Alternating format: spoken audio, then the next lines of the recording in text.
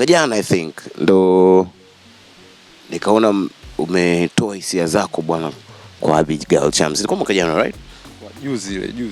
Mwaka juzi. Alafu XXL wakaenda kufanya show pale nyumbani kwa kina Abi.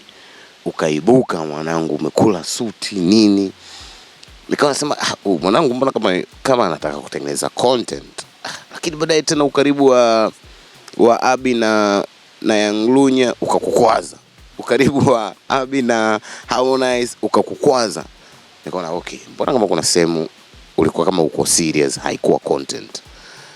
Niweke sawa. Kuna sehemu ulikuwa serious, afu kuna sehemu ilikuwa content.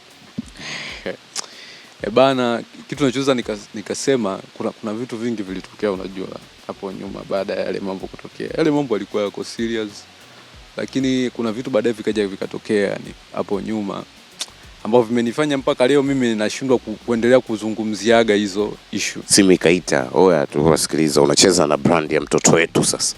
Hatukuelewi. Hapana.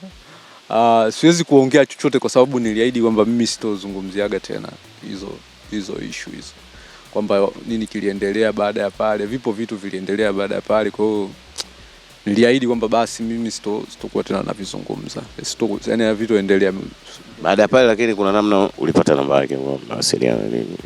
Labda pale ndo mtoto wa watu akachomoa nini? Sasa hayo ni mambo ya chini, ila tu alikuwa ni hivyo yani mtu tu fulani hivi ya kukupaga jibu la direct kama ni jamani mimi bwana mimi sitaki. Hasa hapo ndo nakuwa naongelea vitu nilivyokata. Au alikupiga zini? Hapana. No straight maji. Namna yani hicho kitu tuliamwaga kukifunika yani ipo. Basi kaisi. Ikakuatia beef na Lunya pamoja na Amo. We'll talk about that in a show.